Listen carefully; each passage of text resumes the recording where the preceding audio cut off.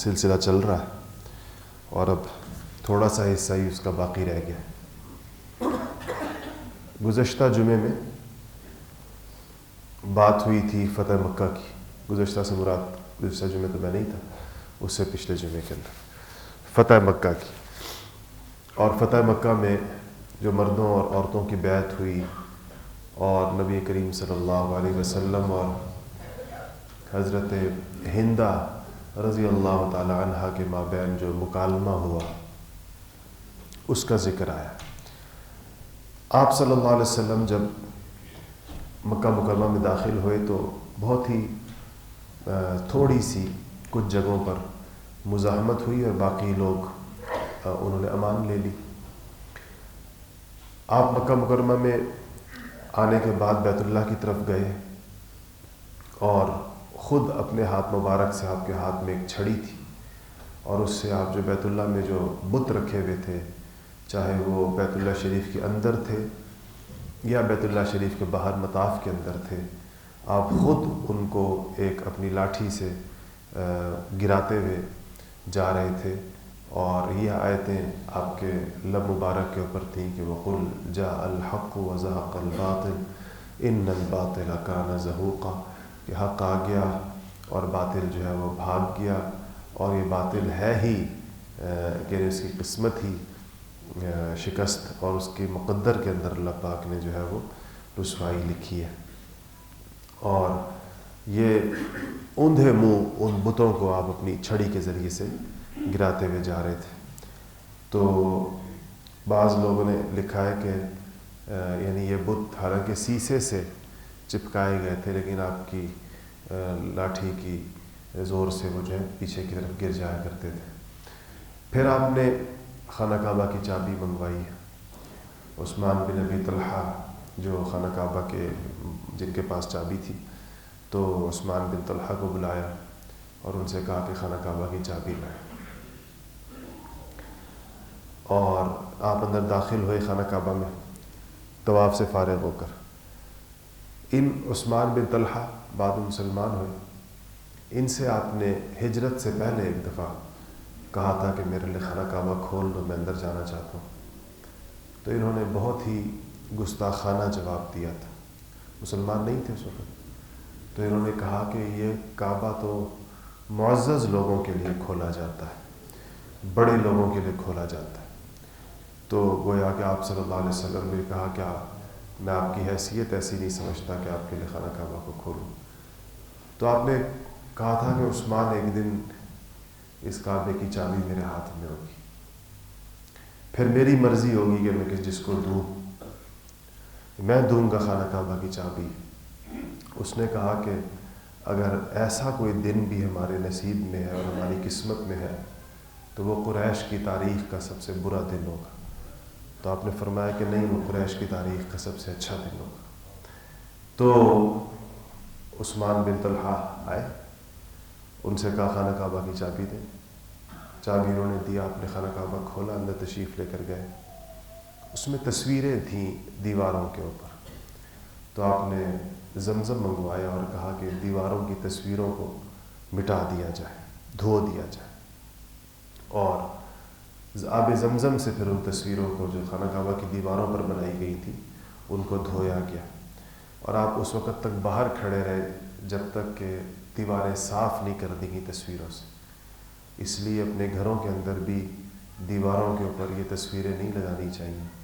بہت واضح حدیث ہے کہ جس گھر کے اندر کتا ہو اور جس گھر کے اندر تصویر ہو، رحمت کے فرشتے اس گھر کے اندر داخل نہیں ہوتے۔ اس لیے یہ جو کاغذ کی جو ڈیجیٹل تصویر ہے جو موبائل پر آتی ہے، جو اسکرین پر آتی ہے، اس میں تو علماء کا اختلاف ہے کہ یہ تصویر ہے یا نہیں ہے، لیکن جو کاغذ کی تصویر ہے اور جو اخبار کی تصویر ہے یا کسی بورڈ کی تصویر ہے، اس پر تو ہندوستان پاکستان کے علماء کم سے کم متفق ہیں کہ یہ تصویر ہے اور اس سے اجتناب کرنا چاہیے۔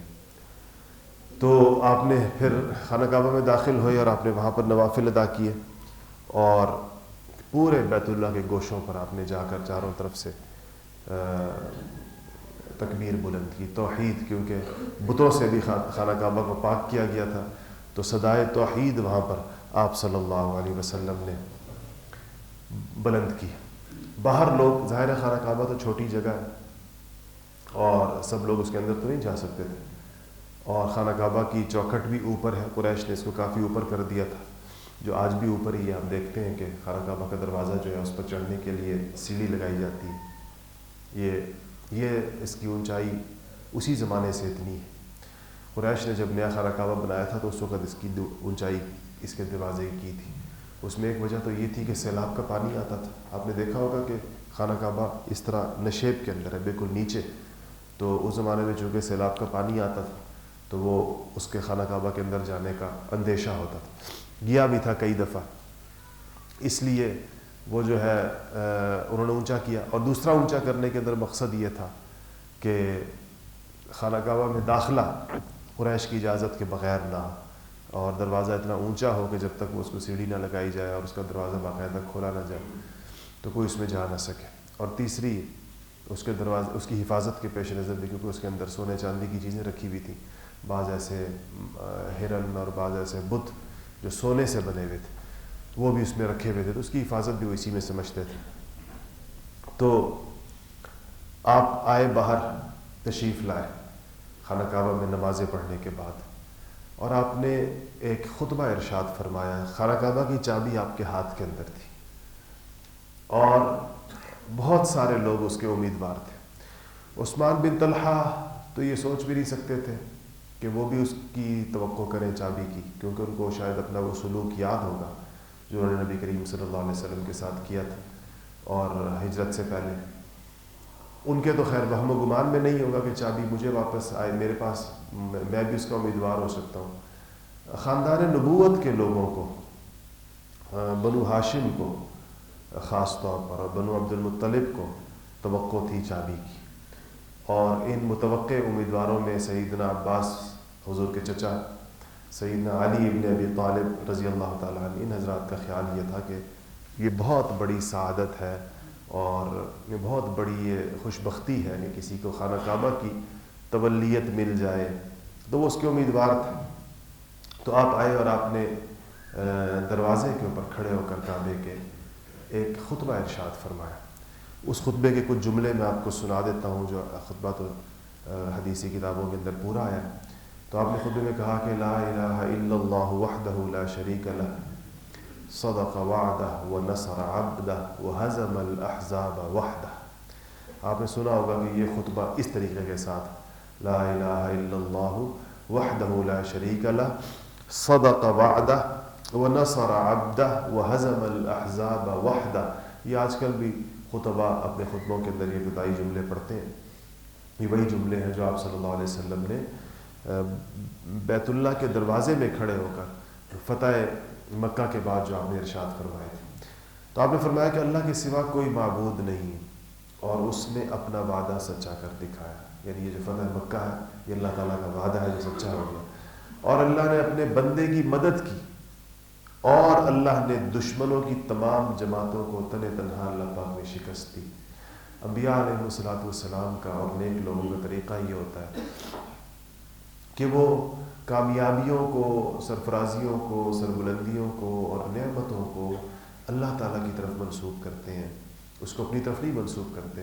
یہ شیطان کا طریقہ ہے کہ وہ چیزوں کو اپنی جانب منسوب کرتا ہے، اور ہم انسانوں کے اندر بھی جس انسان کی رحمانیت سے مناسبت ہوتی ہے تو وہ ساری نعمتوں اور کامیابیوں کو اللہ تعالیٰ کا فضل سمجھتا ہے، اور جس شخص کی مناسبت جو ہے وہ شیطانی مزاج کے ساتھ ہوتی ہے، وہ دنیا کے اندر اللہ تعالیٰ کی نعمتوں کو اور اللہ تعالیٰ کی عطاؤں اور اللہ تعالیٰ کی بخششوں کو اپنے بازوؤں کا کمال سمجھتا ہے۔ جیسے قارون تھا، قارون کو جب کہا گیا کہ تمہارے پاس جو دولت ہے یہ اللہ تعالیٰ کی طرف سے، تو اس نے کہا تھا کہ یہ تو میں نے خود اپنے زور بازو سے کمائی ہے، یعنی اس میں العیاذ باللہ گویا کہ اللہ تعالیٰ کا کوئی کردار نہیں ہے مجھے مال دینے کے اندر۔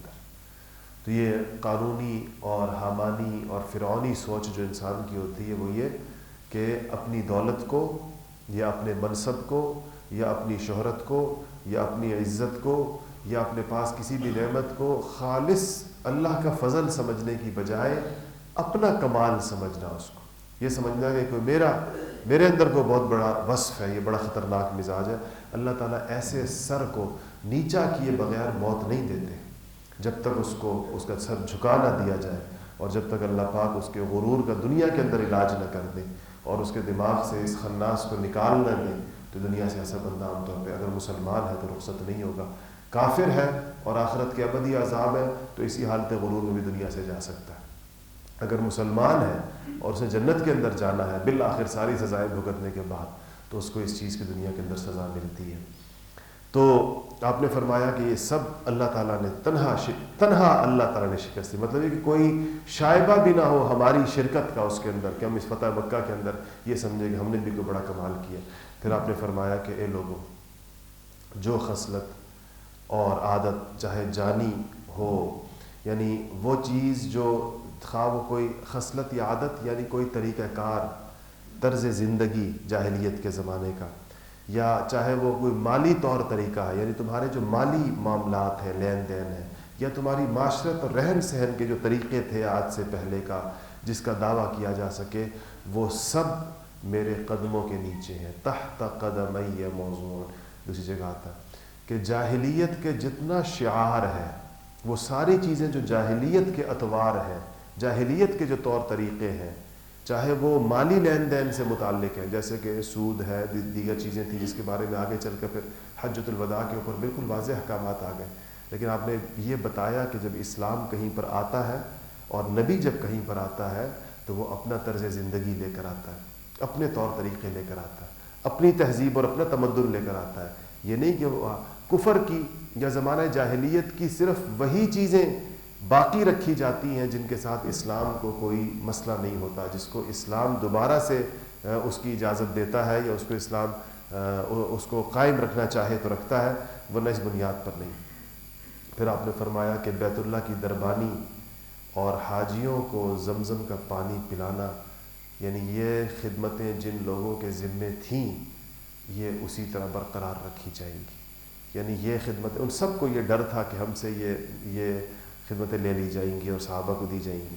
آپ نے کہا یہ حسب دستور برقرار رکھی جائیں گی.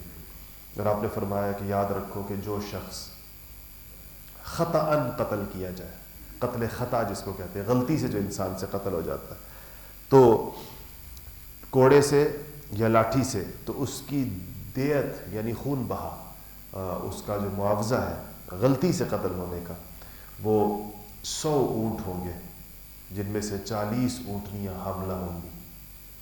اور آپ نے فرمایا کہ اے قریش، اللہ تعالیٰ نے جاہلیت کی نخوت، تکبر کو اور غرور کو اور آباء و اجداد پر فخر کرنے کو یہ اللہ نے باطل کر دیا. یعنی یہ طریقہ ختم ہو گیا اب دنیا سے. اب کوئی شخص اپنے باپ دادوں پر اور جاہلیت کے طور طریقوں کے اوپر فخر نہ کرے. آپ دیکھیں یہ ساری وہ چیزیں ہیں جو رسول اللہ صلی اللہ علیہ وسلم مسلمانوں کی زندگیوں سے نکال کر گئے تھے، اور مسلمانوں نے پھر صدیوں کے بعد ان چیزوں کو نئے ناموں کے ساتھ اپنی زندگیوں کے اندر دوبارہ داخل کر دی. آج یہ سب ہماری زندگیوں کے اندر موجود ہیں. یہ جو ہمارے یہاں ذات برادری کا ایک خاص قسم کا تصور، جس کے اندر اپنے آباء و اجداد کو دوسروں کے آباء و اجداد سے افضل سمجھنا، اپنے خاندان کو دوسرے خاندانوں سے بہتر سمجھنا، یہ وہ جاہلیت کا طریقہ تھا جس کو رسول اللہ صلی اللہ علیہ وسلم نے فرمایا کہ یہ ختم ہو گیا ہے. آج کے بعد جو ہوگا ان اکرمکم عند اللہ اتقاکم، نیا پیمانہ دے دیا دنیا کو کہ اب دنیا کے اندر بزرگی اور بڑائی، عزت و سرفرازی وہ تقوی کی بنیاد پر ہوگی، نسب کی بنیاد پر نہیں ہوگی. اس بنیاد پر نہیں ہوگی کہ فلانا شخص فلاں گھر میں پیدا ہو گیا تو یہ زیادہ عزت کا مستحق ہے، اور فلانا شخص اگر فلاں گھر میں پیدا ہو گیا تو یہ کسی عزت کا مستحق نہیں ہے. یہ پیمانہ اسلام کا پیمانہ نہیں.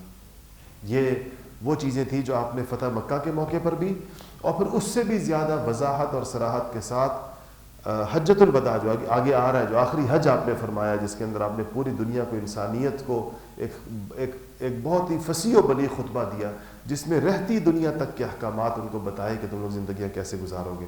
پھر آپ نے فرمایا کہ سنو، اور کہا کہ سب لوگ، آپ نے کہا کہ یہ باطل کر دیا اللہ پاک نے آباء و اجداد کے نام پر فخر کرنا اور جاہلیت کے زمانے کے جو تکبرات، جتنے بھی تکبر تھے، بڑائی کے جو پیمانے جاہلیت میں تم لوگوں نے قائم کر رکھے تھے، وہ اللہ پاک نے باطل کر دیا اور فرمایا کہ سب لوگ آدم سے ہیں. سارے انسان کا کیوں برابر ہے کہ سب کس سے ہیں؟ آدم سے ہیں، اور آدم مٹی سے ہیں. آپ نے فرمایا، کہا کہ کیا ہے؟ کیوں کہ الناس من آدم، سارے کے سارے لوگ آدم کی اولاد، آدم سے ہیں. وآدم من تراب، اور آدم جو ہے وہ مٹی سے ہیں. اس لیے انسان کو تکبر اور غرور جو ہے وہ زیب نہیں دیتا. پھر آپ نے فرمایا، یہ آیت تلاوت کی کہ یا ایھا الناس انا خلقناکم من ذکر و انثی وجعلناکم شعوبا وقبائل لتعارفوا ان اکرمکم عند اللہ اتقاکم ان اللہ علیم خبیر. یہ آیت آپ نے یہاں تلاوت فرمائی کہ اے لوگوں، ہم نے، اللہ فرما رہے، ہم نے تم کو مرد اور عورت سے پیدا کیا. مطلب یہ کہ تم میں سے کوئی شخص کیسے کسی امتیازی حیثیت کا تقاضا کر سکتا ہے جبکہ دنیا میں آنے کا طریقہ سب کا ایک جیسا ہے. تم سب کے سب مرد اور عورت سے پیدا ہوئے ہو. یا تو دنیا میں کوئی انسان کہے کہ میں آسمان سے براہ راست زمین پر اترا ہوں، اس لیے مجھے جو ہے وہ زیادہ عزت زیبا ہے اور مجھے میری کوئی حیثیت اور شان زیادہ ہے. تو اللہ فرما رہے سب ایک ہی طریقے سے پیدا ہوئے ہو دنیا، یعنی سب عورت اور مرد سے تمہیں پیدا کیا اللہ پاک نے، اور تم کو شاخوں وجعلناکم شعوبا وقبائل، اور اللہ پاک نے تم کو شاخوں اور برادریوں یعنی خاندانوں اور قبیلوں کے اندر تقسیم کیا.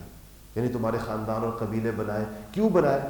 لتعارفوا، تاکہ تمہیں ایک دوسرے سے تعارف کرنے کے اندر آسانی ہو. کون کس کا بیٹا ہے؟ ظاہر بات ہے یہ قبیلہ ایسے ہی بنتا ہے، فلانے کا بیٹا ہے، فلانے کا پوتا ہے، فلانے کا پڑ پوتا ہے. تو اس طرح ایک بندے کی اولاد ایک طرف سمجھی جائے، ایک نام ہوتا ہے ان کا، دوسرے بندے کی اولاد کا دوسرا نام ہوتا ہے. تو اللہ پاک نے فرمایا کہ لتعارفوا، یہ تمہارے تعارف کے لیے. کوئی نہ کوئی انسان کو آخر انٹروڈکشن تو چاہیے ہوتا ہے نا، تاکہ دوسرے سے ممتاز ہو سکے، غائبانہ کسی کا تعارف کرا سکے. تو یہ تمہارے قبائل اور تمہاری شاخیں اور برادریاں اور ذاتیں اس لیے بنائی گئی ہیں. یہ اس سے نہیں ہے کہ تم اس کی بنیاد کے اوپر فخر کرو. یعنی یہاں کہا لفظ قرآن میں کیا ہے؟ لتعارفوا. یہ نہیں کہا گیا لتفاخروا کہ تم فخر کرو اور سینہ چوڑا کرو اور کہو کہ جی میں فلانا ہوں اور میں فلانا ہوں، اور کسی انسان کو صرف اس کی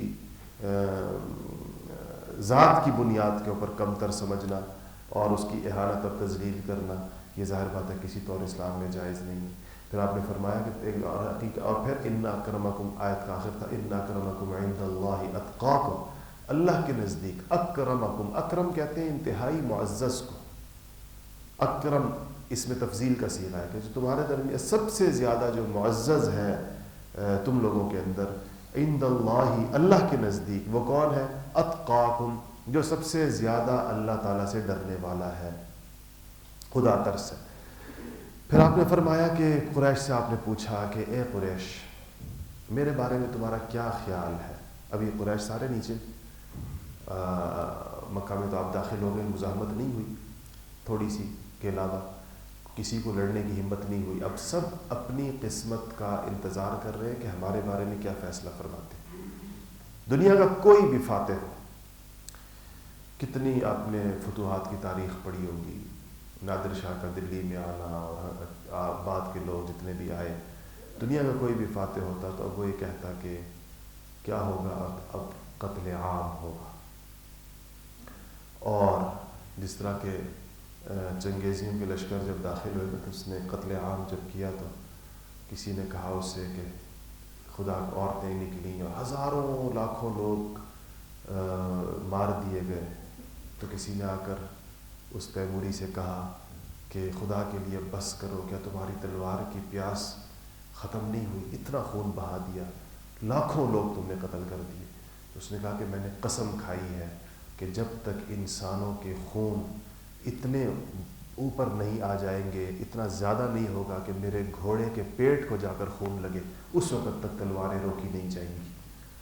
تو جب اور لوگوں نے فریاد کی تو کسی نے کہا کہ تمہاری قسم اس طرح پوری کرتے ہیں کہ نیچے سے خون کا چھینٹا تمہارے گھوڑے کے پیٹ کو ڈال دیتے ہیں، پیٹ کو لگ جائے تو تمہاری قسم بھی پوری ہو جائے گی، اور مزید تم جو ہے وہ قتل و غارت بند کرو مفتوحہ علاقوں کی اور مفتوحہ لوگوں کی. تو انسانیت کی تاریخ تو ان چیزوں سے بھری پڑی ہے. حالانکہ اگر دیکھا جائے تو جن لوگوں پر اس نے فتح حاصل کی تھی انہوں نے اس کا کوئی جرم نہیں کیا تھا. یعنی ان لوگوں نے اس کے بندے نہیں مارے تھے، کبھی اس سے جنگ نہیں کی تھی، وہ تو ویسے ہی اٹھ کر ایک پوری دنیا فتح کرنے کے لیے نکلا تھا، ان قوموں کے ساتھ تو اس کا کبھی واسطہ ہی نہیں پڑا تھا۔ یہاں تو وہ لوگ سامنے تھے جن میں سے ایک ایک کے اوپر مختلف جرائم تھے، آپ صلی اللہ علیہ وسلم کو ستانے کے، تکلیفیں دینے کے، اذیتیں پہنچانے کے، پھر صحابہ کو مختلف غزوات کے اندر قتل کرنے کے، ان کو اپنے مکانوں سے نکالنے کے۔ یہ جو لوگ سامنے کھڑے تھے اس وقت، یہ سب کے سب صحابہ کی جائیدادوں کے اوپر قابض تھے اس وقت، ان گھروں میں رہ رہے تھے جو گھر صحابہ ہجرت کے وقت چھوڑ کر گئے تھے، ان گھروں میں یہی لوگ رہ رہے تھے۔ خود نبی کریم صلی اللہ علیہ وسلم کا گھر بھی انہی لوگوں کے پاس تھا، جس میں آپ خود پیدا ہوئے تھے، جس کے اندر آپ پلے بڑے تھے، جس گھر میں آپ نے شادی ہوئی تھی آپ کی، جس گھر کے اندر آپ کی ساری اولاد پیدا ہوئی تھی، وہ سارے گھر ان کے پاس تھے۔ اچھا، گھروں کی بات یاد آئی تو میں آپ سے عرض کروں کہ کچھ صحابہ آئے حضور کے پاس کہ اب ان جائیدادوں کا کیا ہوگا، کہ ہم نے جو گھر چھوڑے تھے وہ تو موجود ہیں، زیادہ عرصہ تو نہیں گزرا، 8واں سال تھا، 8 سال پہلے ہی گئے تھے لوگ یہاں سے، تو کہا کہ ہمارے ان گھروں کا کیا ہوگا۔ آپ صلی اللہ علیہ وسلم نے فرمایا کہ جو چیز اللہ کے لیے، ہجرت کا مطلب ہوتا ہے کہ اپنی مال اور اپنی علاقہ اللہ کے لیے چھوڑ دینا، تو جو تم نے چھوڑ دیا ایک دفعہ اللہ کے نام پر، اب اس کے اوپر صبر کرو، میں اس کے عوض تمہیں جنت کے گھر دلواؤں گا، اس پر تم صبر کرو، اس کے عوض اللہ پاک جنت کے گھر عطا فرمائیں گے۔ تو انہوں نے بالکل، صحابہ نے بڑی سیر چشمی کے ساتھ، بڑی خوشی کے ساتھ اس بات کو مان لیا۔ کسی نے، خود نبی کریم صلی اللہ علیہ وسلم نے اپنے گھر کا کوئی مطالبہ نہیں فرمایا، کسی کو طلب نہیں کیا، حالانکہ اس وقت آپ کس شان کے ساتھ داخل ہوئے تھے مکہ مکرمہ کے لیے کہ آؤ بتاؤ میرا گھر خالی کرو، یہ چیزیں چھوڑ دی۔ تو آپ نے فرمایا کہ قریش، کیا خیال ہے تمہارا میرے بارے میں، اب میں تمہارے ساتھ کیا کروں گا، تمہاری رائے کیا ہے، اندازہ کیا ہے؟ تو انہوں نے کہا کہ، عجیب جملہ، انہوں نے کہا کہ قالوا خیرہ خیرہ اخ کریم و ابن اخ کریم، کہا کہ آپ ہمارے ساتھ بھلائی کا معاملہ کریں گے اس لیے کہ آپ ایک کریم شخص ہیں اور کریم بھائی کے اور کریم کے بیٹے ہیں، یعنی کہ آپ کا خاندان کریموں کا خاندان ہے، مہربانی کرنے والوں کا خاندان ہے، تو ہمیں آپ سے خیر کی توقع ہے۔ خیر کریم اخ کریم، کیونکہ آپ ہمارے ایک کریم بھائی ہیں، و ابن اخ کریم، اور آپ ہمارے کریم بھائی کے بیٹے ہیں۔ تو آپ نے فرمایا کہ آج میں تم سے وہی کہتا ہوں جو جرم کھلنے کے بعد اور راز فاش ہونے کے بعد یوسف علیہ السلام نے اپنے بھائیوں سے کہا تھا کہ لا تثریب علیکم اليوم اذهبوا فانتم طلقاء، کہ آج تمہارے اوپر کوئی بوجھ نہیں ہے اور آج تم کسی چیز کے اندر ماخوذ اور پکڑے ہوئے نہیں ہو، جاؤ تم سب کے سب آزاد ہو۔ اس طرح آپ نے، اس کو عفو عام کہتے ہیں کہ آپ نے عام معافی کا اعلان کر دیا، ہر شخص خاص سے جتنے سوائے 15 لوگوں کے، 15 لوگ ایسے تھے وہ بدبخت ازلی جن کے بارے میں حکم خدا بندی یہ ہوا کہ ان کو ان کے جرائم کی سزا دی جائے گی، اور ان میں سے ایک تو اتنا بدبخت تھا کہ جب اس کے پیچھے صحابہ کو بھیجا تو وہ خانہ کعبہ کے اندر بھاگ گیا، اور خانہ کعبہ میں جا کر خانہ کعبہ کے پردے کے پیچھے کعبے کی دیوار کے ساتھ چمٹ گیا کہ اس جگہ تو مجھے کوئی نہیں قتل کرے گا۔ آپ نے صحابہ سے فرمایا کہ اس کو وہیں قتل کر دو۔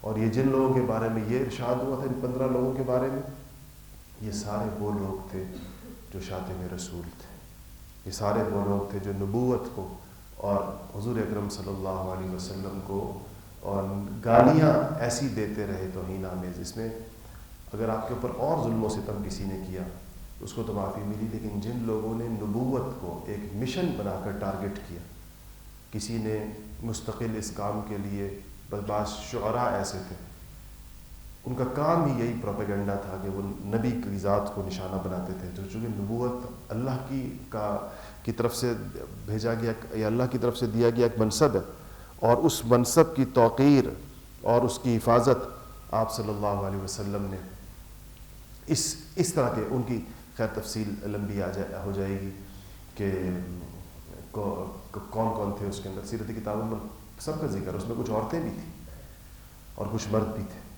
اور اس سے علماء نے یہ مسئلہ نکالا ہے کہ جو شاتم رسول ہے, جو نبی کریم صلی اللہ علیہ وسلم کی ذات کی گستاخی کرنے والا ہے, اس کی سزا جو ہے وہ قتل ہے اور اسے کوئی معاف نہیں کر سکتا. اور یہ لوگ بڑا لوگوں کو مس گائیڈ کرتے ہیں جو یہ کہتے ہیں کہ حضور پر, اول تو وہ جس طرح بے سر و پا قصے کہ ایک عورت حضور پر کوڑا پھینکتی تھی, آپ نے اس کو معاف کر دیا, یہ تو ہم نے تو کہیں نہیں پڑھا یہ قصہ آج تک. جتنا دین ہم نے پڑھا ہے اس میں تو کہیں نظر نہیں آیا. البتہ کسی اور کے پاس کوئی اور صحیفہ ہو جس کے اندر یہ لکھا ہو تو ہمیں بتائیں گے کہاں لکھا ہے. اس کے بعد جو ہے یہ آخر یہ فتح مکہ پر, یہ حدیث کی مستند کتابوں کے اندر یہ جن 15 لوگوں کو آپ نے معافی نہیں دی, اور جن میں سے کچھ لوگ تو پھر ایسے تھے کہ وہ ایک اور طریقے کے ساتھ, لیکن ان میں سے جو اتنی کافی سارے لوگ جو قتل کیے گئے, عورتیں قتل کی گئیں, یہ اسی جرم کے اندر قتل کی گئی. اسی کے اوپر ائمہ اسلام نے کتابیں لکھی ہیں, صارم المسلول علی شاتم الرسول. شاتم کہتے ہیں گالی دینے والے کو, شاتم, شتم عربی کے اندر گالی کو کہتے ہیں, تو نبی کو گالی دینے والے کو شاتم کہتے ہیں, شاتم رسول. تو شاتم رسول کی سزا وہ قتل ہے.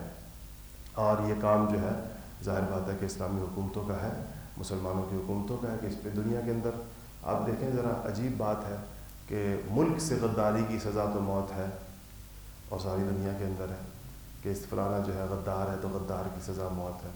اور نبی کی گستاخی کے اوپر اس پر کہتے ہیں ڈیبیٹ کریں کہ جی کیا سزا ہونی چاہیے, آئیں اور بات کریں. اور ٹی وی چینلز لگے ہوتے ہیں, جاہلوں کو بٹھایا ہوا ہوتا ہے, ایک سے بڑا ایک جاہل اس پر اپنی رائے دے رہا ہوتا ہے کہ کیا ہونا چاہیے اور کیا نہیں ہونا چاہیے.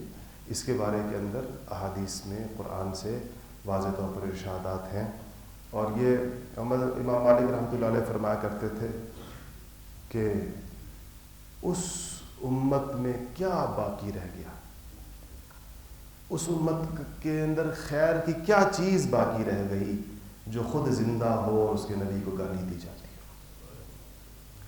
وہ کیا امت ہے. امام مالک اپنے اس دور کے کہتے تھے کہ نہیں, وہ کیا اس امت پر وہ دن بھی آئے گا کہ یہ لوگ زندہ ہوں گے اور ان کے نبی کو گالی دی جائے. تو یہ نامسعود اور منحوس طور دیکھیں, ہمیں دیکھ, ہمارے زمانے میں تھا, ہمیں یہ ایسی بے برکت زندگیاں ہماری تھیں, ورنہ شاید پچھلی صدیوں کے اندر امت نے نہ دیکھا ہو یہ منظر. اور تو اس بارے میں جو قرآن کے احکامات, حدیث کے احکامات آپ نے فتح مکہ کے موقع کے اوپر اس پر آپ یعنی رحمت للعالمین تھے, اتنے بڑے بڑے جرائم کو معاف کر دیا, اتنے بڑے بڑے لوگوں کو اپنے خاندان کا آپ نے کوئی کہیں پر بھی ان سے وہ نہ لیا. لیکن جن لوگوں نے نبوت کو مشن بنا کر نشانہ بنایا تھا ان کے لیے معافی کا اعلان نہیں ہوا. جب آپ فارغ ہوئے خطبے سے تو آپ مسجد میں بیٹھ گئے اور بیت اللہ کی کنجی آپ کے ہاتھ میں تھی, تو سیدنا علی رضی اللہ تعالیٰ عنہ نے کہا, گزارش کی کہ یا رسول اللہ یہ کنجی ہمیں عطا فرما دیجیے. اور کیونکہ ہمارے ساتھ زمزم تو پہلے ہی سے اس خاندان کے پاس تھا, تو کہا کہ یہ سقایت جو ہے نا, اس کو کہتے تھے سقایت, زمزم پلانا, وہ پہلے سے حضرت بنو ہاشم کے پاس تھا یہ منصب. تو کہا زمزم سقایت کے ساتھ اس کو حجابت کہتے تھے, کہا کہ یہ منصب بھی اللہ پاک ہمیں عطا کر دے تو یہ شرف ہوگا. تو اس پر آیت قرآن کی آئی کہ ان اللہ یأمرکم ان تؤدوا الامانات الی اہلہا, اللہ تعالیٰ تم کو یہ حکم دیتا ہے کہ امانتیں اپنی امانت والوں کو پہنچا دو. تو آپ نے پھر عثمان بن طلحہ کو کہا کہ بلایا, آپ نے کہا اور ان سے کنجی انہی کو واپس کر کے کہا کہ اب یہ کنجی ہمیشہ تمہارے پاس رہے گی, اور وہ کنجی آج بھی اسی خاندان کے پاس ہے. یہ شیبہ انہی کے بیٹے کا نام تھا, طلحہ کے بیٹے کا نام, عثمان کے بیٹے کا نام شیبہ بن عثمان. اس خاندان کو آج بھی آپ نے نام سنا, وہ خاندان ہے بنی شیبہ کہتے ہیں. تو یہ اسی خاندان کے پاس ہے. اور آپ نے فرمایا تھا کہ یہ تم کو میں نے نہیں دی کنجی, تم کو اللہ نے دلائی ہے, اور جو تم سے لے گا وہ بڑا ظالم ہوگا. یہ ظالم ہوگا جو تمہارے گھر سے تم سے چابی لے گا. تو اب دیکھیں کتنے حکومتیں آئیں اور گئیں, اور خصوصاً سعودی عرب کا نظام آپ کو پتہ ہی ہے کیسے ایک ہی خاندان کے ہاتھ میں سارا کچھ. اس کے باوجود اس حدیث کی وجہ سے خانہ کعبہ کی چابی لینے کی ہمت کسی کی نہیں ہوتی کہ خانہ کعبہ کی چابی, کیونکہ تو اس کے بارے میں آپ کہہ گئے کہ وہ ظالم ہوگا جو لے گا. تو یہ اس خاندان کو آپ نے وہ دی, آج انہی کے پاس ہے. پھر یہ ہو گیا, صبح آپ داخل ہوئے تھے مکہ میں فجر کے بعد, یہ سارا عمل ہوا, اور اس کے بعد ظہر کا وقت آ گیا, اور قریش کے لوگ اب مکہ معافی کا اعلان ہو گیا, تو تو مسلمانوں نے چونکہ یہاں اب تو یہ بیت اللہ تھا، یا نمازیں ہونی تھیں، اذانیں ہونی تھیں، تو قریش کے بہت سے لوگ چلے گئے جبل ابی قبیس، بالکل اس طرف اس چوٹیوں پر بیٹھ کر بہت سے لوگ بیٹھے ہوئے نیچے کے نظارے دیکھ رہے تھے. خانہ کعبہ میں نے آپ کو بتایا نا، بالکل آج بھی آپ دیکھیں گے تو یہ جو اوپر کے قریش یعنی جو مکہ کی پہاڑیاں ہیں، اس سے یوں بالکل نشیب میں آ کر جو بالکل آخری نیچے کا پوائنٹ بنتا ہے تو خانہ کعبہ وہاں پر ہے. تو اوپر سارے مناظر نظر آتے ہیں. تو یہ لوگ اوپر چڑھ کے دیکھ رہے تھے. ظہر کا وقت داخل ہو گیا. حضور صلی اللہ علیہ وسلم نے حضرت بلال کو اشارہ کو فرمایا کہ بلال اور آج تم چڑھو، کعبے کی دیوار کے اوپر چڑھ کر اذان دو توحید کی بیان کو. تو اس کے بعد حضرت بلال خانہ کعبہ کی دیوار کے اوپر چھت کے اوپر چڑھے اور وہاں جا کر اور وہ تکبیر کی صدائیں بلند ہوئیں کہ اللہ اکبر اور اشہد ان لا الہ الا اللہ اشہد ان محمد رسول اللہ. حضور کی نبوت اور رسالت کی تائید جو ہے نا کعبے کی دیواروں سے.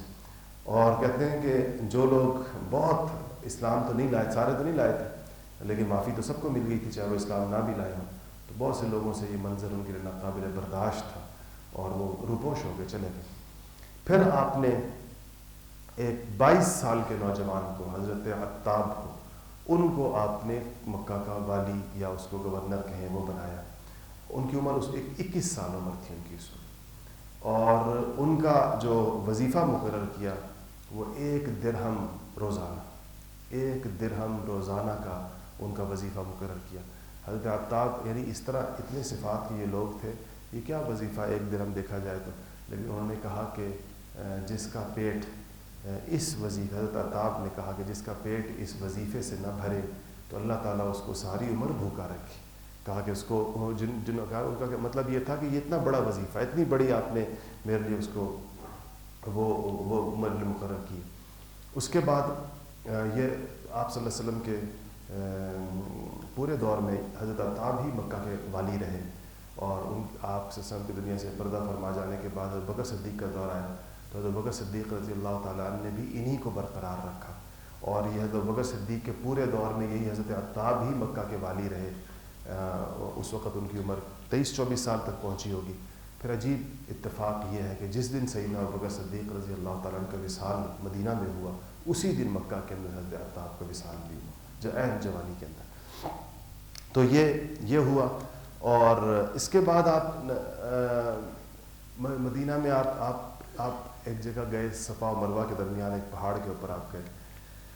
وہاں جا کر آپ دعا بھی کر رہے تھے، خانہ کعبہ کو دیکھ بھی رہے تھے. تو انصار میں سے کسی نے کہا کہ اب معافیاں بھی مل گئیں اور لوگ بھی آ رہے ہیں اور کچھ اسلام قبول کر رہے ہیں. تو انصار میں سے کچھ نے کہا کہ حضور کو اپنا گھر پسند آ گیا ہے اور حضور بڑے خوش ہیں مکہ کے اندر اور بیت اللہ کو بھی دیکھ رہے ہیں. آپ دعا کر رہے تھے بیت اللہ کی طرف دیکھ کر، اور اپنے خاندان کے ساتھ بھی حضور بڑا رحم کا معاملہ کر رہے ہیں. تو اب ایسا لگتا ہے کہ حضور مدینہ واپس نہیں جائیں گے، کیونکہ اپنے گھر واپس آ گئے اور مکہ کے ساتھ جو ظاہر ہے بیت اللہ کے ساتھ جو حضور کا تعلق تھا. پھر آپ کی وہ انسان جہاں بچپن نہیں بلکہ آپ نے تو 53 سال تک کی عمر جہاں پر گزاری تھی، تو آپ کو وحی کے ذریعے پتہ چل گیا اس بات کا. تو آپ نے بلایا انصار کو، آپ نے کہا تم لوگوں نے کہا یہ کہ مجھے میرا خاندان پسند آ گیا ہے، نرمی کر رہا ہوں ان کے ساتھ اور مجھے بیت اللہ اچھا لگ رہا ہے، تو میں جو ہوں وہ ادھر رہ جاؤں گا. تو کہا رسول اللہ ہمیں اس بات کا خدشہ ہے کہ آپ کی جو ہم کیفیت دیکھ رہے ہیں اور آپ کے اوپر جو ہم خوشی اور مسرت دیکھ رہے ہیں، تو ہمیں اس بات کا وہ لگتا ہے کہ آپ شاید واپس تشریف نہ لے کر جائیں. تو آپ نے فرمایا کہ میں نے ہجرت اللہ کی طرف اور اس کے رسول میں اللہ کی طرف اور تمہاری طرف ہجرت کی تھی. یہ ہجرت اللہ کے لیے کی تھی اور تمہاری طرف کی تھی، اور یہ ہجرت قائم رہے گی. اے انصار، میں تم سے ہوں، تم مجھ سے ہو.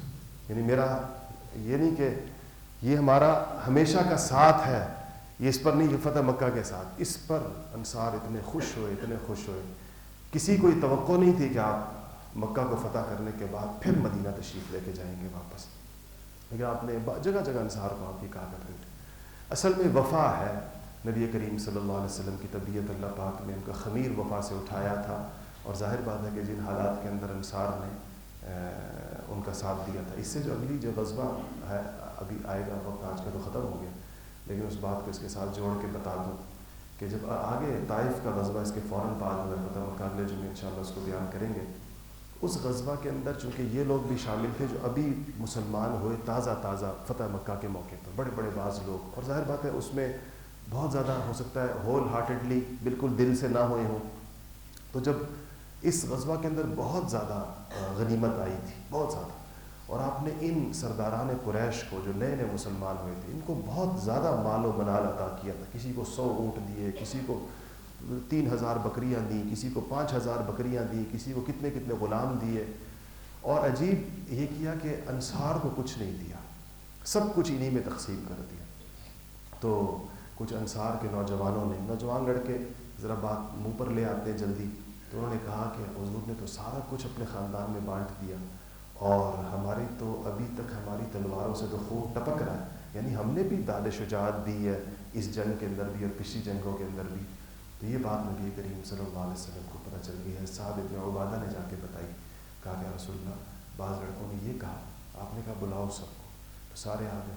تو آپ نے کہا کہ یہ انصار، کیا ایسا نہیں ہے کہ تم لوگ گمراہ تھے، اللہ تعالیٰ نے تم کو میری وجہ سے ہدایت دی، اور تم آپس کے اندر لڑتے تھے، اوس اور خزرج کی سخت لڑائیاں تھیں، تم آپس کے اندر دست و گریباں تھے، میری وجہ سے تمہارے درمیان بھائی چارہ قائم ہوا، اور تم بڑے غریب تھے، میرے آنے کے بعد اللہ پاک نے تمہارے اوپر غنائم اور فتوحات کی کثرت کی. انصار نے کہا رسول اللہ بالکل ایسا ہی. تو کہا لیکن تم مجھے جواب نہیں دیتے اس بات کے اوپر.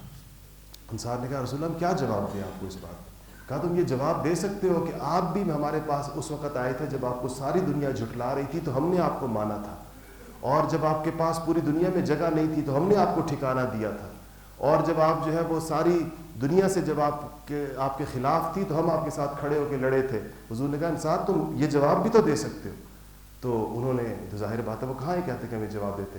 پھر انہوں نے کہا کہ دیکھو مجھے پتہ چلا ہے کہ تم میں سے کچھ لوگوں کو اس بات پہ افسوس اور دکھ ہوا ہے کہ میں نے غنیمت کا سارا مال ان قریش کے سرداروں کو دے دیا. تو کہا میں نے تو ان کو اس لیے دیا کہ یہ نئے اسلام لائے ہیں، ان کے دلوں کے اندر اسلام کی عظمت اور محبت بٹھانے کے لیے ان کے ساتھ تالیف قلب کی ہے، ان کا دل خوش کیا ہے، اور تمہیں اس لیے نہیں دیا کہ تمہارا اسلام میرے نزدیک ہر قسم کے شک و شبے سے بالا تر ہے. تو اے انصار کیا تم اس بات پر خوش نہیں ہو کہ جب یہ لوگ اپنے ساتھ بھیڑ اور بکریاں لے کر جائیں گے اپنے گھروں کو، تم اللہ کے رسول کو لے کر جاؤ گے؟ کیا اس تقسیم پر تم راضی نہیں کہ لوگوں کے پاس بھیڑ اور بکریاں ہوں اور تمہارے پاس اللہ کا رسول ہو؟ اور کہا کہ اگر ساری دنیا ایک وادی کے اندر جائے گی، چل رہی ہو، اور انصار تم دوسری وادی کے اندر جا رہے ہو، تو میں محمد الرسول اللہ اس وادی میں جاؤں گا جس میں تم جاؤ گے. پھر کہا کہ انصار میں تم سے ہوں، تم مجھ سے ہو. تو سیرت نگاروں نے، محدثین نے لکھا ہے کہ اس پہ انصار اتنا روئے کہ ان کی داڑیاں آنسوؤں سے تر ہو گئی، داڑیوں سے آنسو ٹپک رہے تھے اس کے اوپر، اور ہاتھ اٹھا کر کہہ رہے تھے کہ یا رسول اللہ ہم اس تقسیم کے اوپر راضی ہیں کہ لوگوں کو بھیڑ بکریاں ملیں اور ہمیں اللہ کا رسول ملے، ہم اس تقسیم کے اوپر دل و جان کے ساتھ راضی ہیں. اور اس پہ یہ غزوہ اگلی جو غزوہ آئے گی حنین، اس کا ذکر انشاءاللہ اگلی تفصیلات اگلے جمعے میں. واخر دعوانا الحمدللہ.